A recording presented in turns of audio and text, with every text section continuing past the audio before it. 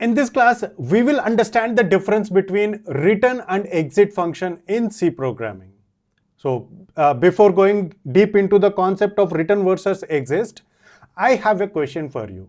When will your program will complete its execution? So what I mean to say is, after executing which part of your code, your complete program execution will be completed. So whenever the return statement in the main function gets executed, so then your complete program will complete its execution. So before that, your program will get executed step by step. So what I mean to say is, for example, if you take this program, so in this program, we are having a function definition, and while executing this program somewhere, so here this function will get called and it will return. So let's assume that it has returned this value, and after completing this return value, these two lines of code will get executed, and after that this return will get executed.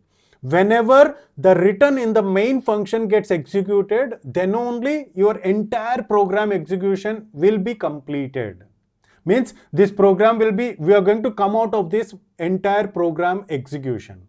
Now, apart from this return value in the main function, is there any way so that we can exit the program execution within the in another places? Yes, it is possible by using this exit function. So to understand this concept, I have taken this example, and one more a very important point that you need to remember in this program, in this class is, so here I have used another header file. So we haven't discussed anything about header file so far. So far we are remembering that whenever we write a program, we have to use this header file #include stdlib.h. So in order to use the exit function, we have to call this header file also. So what is this header file? It is stdlib.h.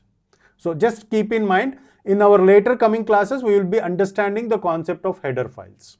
So now coming to this program, so what is this program is going to do is very simple program. It is going to divide numerator and denominator values which are provided by the user. Now, what is this program is going to verify is, in order to make a division, before making the division, it is going to verify whether the denominator is 0 or not.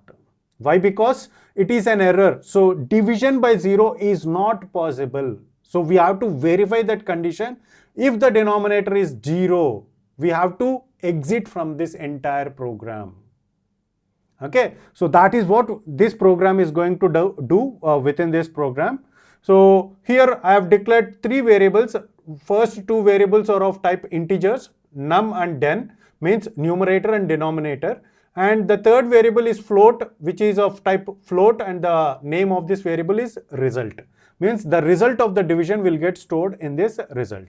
And here we are asking the user to provide the numerator and denominator value, and after getting the values of numerator and denominator, we are going to call this function. So this is the function which is going to check whether the denominator is 0 or not. So let's assume that the user has provided the denominator as 0. Now what happens? Whenever this function call is made, and this is a void function call, means it is not going to return any value. So if the value of d is 0, so here the parameter name is d. If d is equal to 0, we are going to print the error message division by 0 exiting. Means division by 0 is not possible. I am exiting this program, means I am closing this entire program execution. Something abnormal is happening. So after this printf statement, this exit will get executed, and whenever this exit will get executed, your entire program will be closed. Means the return value, so what will get returned is this 1 will get returned. What is this 1?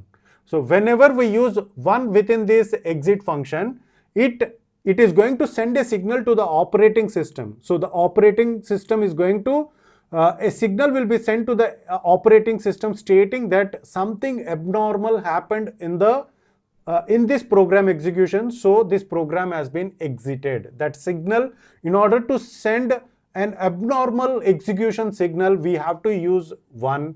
If the execution is fine for the programmer, then we can use 0 within this exit function.